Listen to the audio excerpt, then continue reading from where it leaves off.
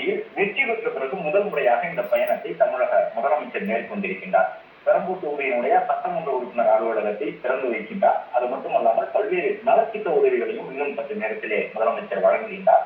குறிப்பாக முதலமைச்சர் பொறுப்பேற்றுக் கொண்ட பிறகு உணவுத்துறை, கூட்டுறவுத்துறை உள்ளிட்ட துறைகளின் செயலாளர்கள், அதிகாரிகளுடன் ஆலோசனை நடத்தி கடந்த ஆட்சி காலத்தில் பொதுமக்களுக்கு அதிக அளவிலான கோரிக்கை எந்த துறையிலிருந்து வந்தது என்பது குறித்தெல்லாம் ஆய்வு மேற்கொண்டிருந்தார். அப்பொழுது புதிய ரேஷன் கார்டு வழங்குவதிலே தாமதம் இருப்பதாக அந்த துறை சார்ந்த அதிகாரிகள் தெரிவித்திருந்தார்கள். எனவே புதிய அரசு அமைந்த பிறகு முதலமைச்சர் விஜய் சொல்லியிருந்தார், உடனடியாக விண்ணப்பித்து காத்திருக்கக்கூடியவர்களுக்கெல்லாம் அந்த ரேஷன் அட்டையை வழங்க வேண்டும் என்று அறிவுறுத்தியிருந்தார். அதன்படி 73,000 குடும்பத்தினருக்கு புதிய குடும்ப அட்டைகளை வழங்கக்கூடிய நிகழ்ச்சியும் நடைபெற இருக்கின்றது.